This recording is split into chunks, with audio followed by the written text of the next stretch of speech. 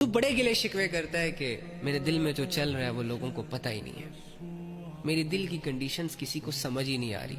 چل تیرا یہ گلہ شکوہ دور کرتا ہوں۔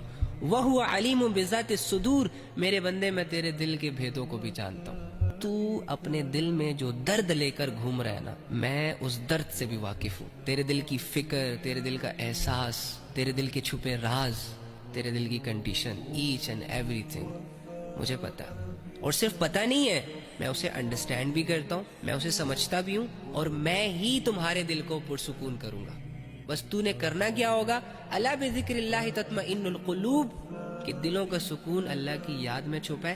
اس آیت سے خود کو جوڑنا ہوگا۔ تو میرے بھائیوں اور میری بہنوں، اس رب سے بندہ محبت کیوں نہ کرے کہ جو رب دنیا اور آخرت کا ساتھی ہے؟ اس رب سے انسان محبت کیوں نہ کرے جو انسان کی ہر ضرورت کو پورا کرتا ہے؟ جس رب نے انسان کو پیدا کیا اور جس رب کے پاس تمام انسانوں نے لوٹ کر جانا ہے۔ تو بس یار، بہت کھیل لیے چھپن چھپائی، بہت بھاگ لیا اللہ سے، چلو ایک حسین سفر شروع کرتے ہیں۔ وہ سفر کہ جو صحابہ نے کیا، وہ سفر جو اللہ والوں نے کیا۔ شروعات توبہ سے کرتے ہیں، عبادات سے اس سفر کو جاری رکھتے ہیں، اور موت تک انتظار کرتے ہیں اپنے رب کی ملاقات کا، اور مرنے کے بعد اللہ سے وہ زندگی لیں گے جو ہم جینا چاہتے ہیں۔